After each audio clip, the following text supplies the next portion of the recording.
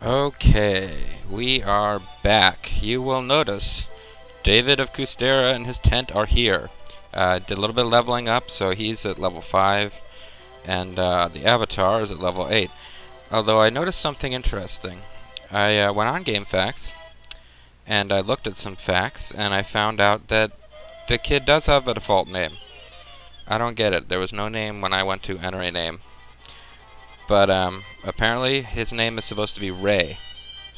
So you can call him Ray or you can call him Jay. But he's not really supposed to be named Avatar.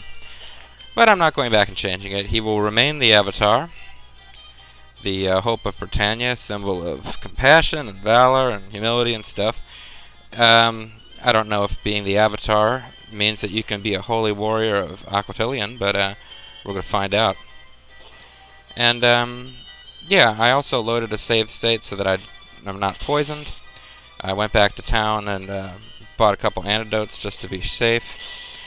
But it probably won't be much of a problem because I discovered something tactically interesting. The bad slimes can poison you. But the bad slimes are slower than you. So you attack before they get their turn. And the bad slimes die in one hit.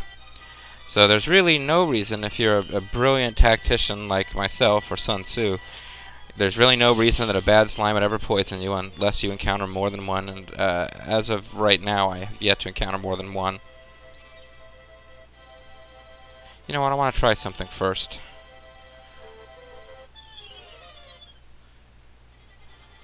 I'm going to see if I can get David of Kustera to open that gate, and then get Ray the Avatar to go inside and steal the treasure that is supposed to go to Kustera.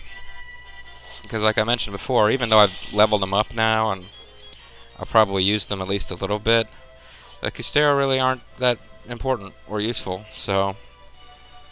And you can't switch items around. So let's try and give David of Kustera as little treasure as possible. Oh, but they do have different music when they fight. So the Kustera have really dramatic battle music, as you can hear. And doesn't he look cool? I mean, he just looks cooler than Ray the Avatar.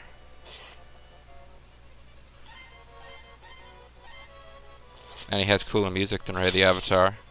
I think David is the true hero of this game, actually. But he has no magic, and he will never get magic. And as the game goes on, magic becomes really, really important.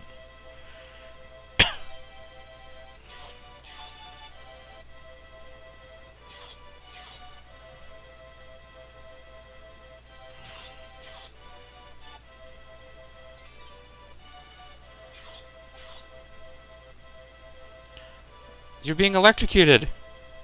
Okay, well obviously, there's no way that Ray is going to be able to get through there. See, this is what I'm talking about. There's a gate only the Kustera can pass, and there's one treasure chest on the other side of it, and that's it. Now, unless this is some seriously good treasure, then this is an example of what I was saying before. There are these little Kustera-only areas, but it's impossible to care about them. Now, David has been fighting armies of slime. I can't for the life of me get the Avatar to encounter slime now that he knows how to defeat them. Yeah, Plum Plum. See, that is a Kustera-only Plum Plum. Don't even try to get that Plum Plum using the Avatar.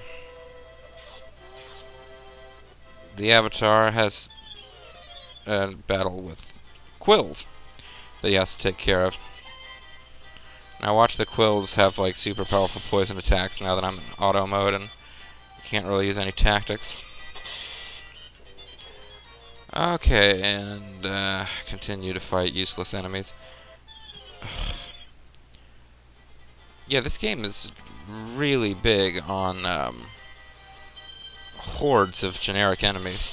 And considering that we've already been to the biggest town on that island and it had like 10 people in it, I'm thinking that the world's human population of this entire game is probably only a couple hundred at the most. Whereas we've already fought that many slimes. I think if Haman Cruise's not really making the monsters go crazy. He's just making the monsters stand up for their rights. And who knows what kind of incredible treasures I've skipped by going this way. There's some antidote would have been very helpful against the poison of the bad slime earlier. 3 bats, it's time to fight 3 bats. It is time for 3 to fight bats. Yeah, this is just much more dramatic than the Avatar's combat music. And he's got kind of a Simon Belmont look to him too, except that he's got a sword instead of a whip. And he's fighting vampire bats. And there's like dramatic gothic music playing. I think there's a little cloth robe. Those bats were apparently carrying a cloth robe around. Oh, you know what? I was going to buy you a hat, and I forgot. It was going to be hilarious. We were going to go hat shopping for David. He would invite you folks to a hat party, and his would be the grandest of all. But I didn't do that, so... He's got more than enough money to buy a normal hat, but... I guess I just keep hoping that I'll fight some hedgehogs who'll just drop one for me. Now I continue to battle with bats. Maybe I should be running away from these enemies just to make this go a little faster. There was definitely something I could have gone to over here that I kind of forgot about. Stun Rat and Pigman. I am going to attack Stun Rat first because I think it might be able to paralyze me. Which would be why it would be called Stun Rat. But I don't know for sure that it can do that. But I did, however, win the battle. And then I took like 2 steps and I got to another battle with bats. He looks like Simon Belmont. He kills bats. Okay. Yeah, this is getting kind of old.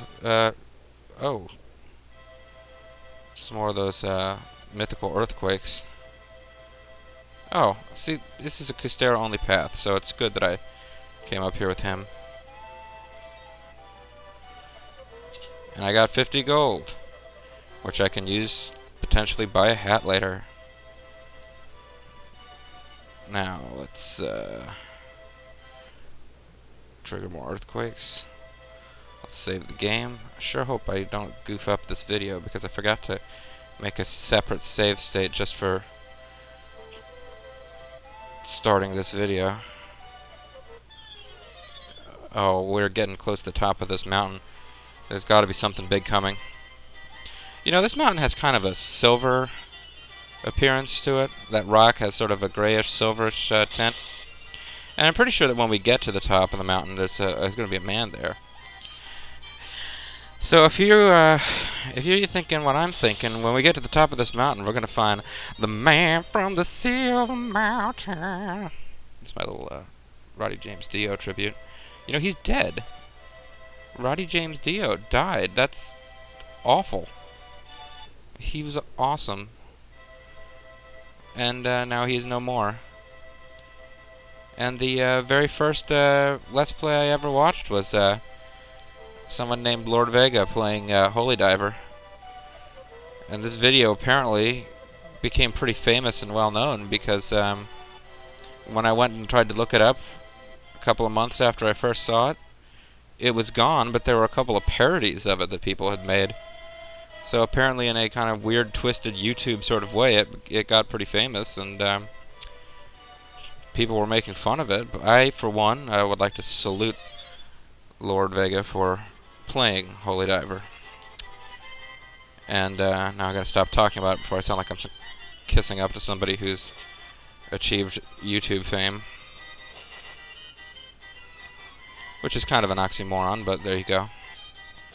And I'm running out of time on this video. Let me finish off these two, and then hopefully we'll be able to get to the man from the Silver Mountain and defeat him, because he's a follower of Lord of Darkness, Evil Tom Cruise. So, Evil Tom Cruise? Is that like Evil Tom Cruise? Interesting. We'll come back to that later, because I'm going to wrap this video up. So, stay tuned. Next time we will get to the top of the mountain. See you then.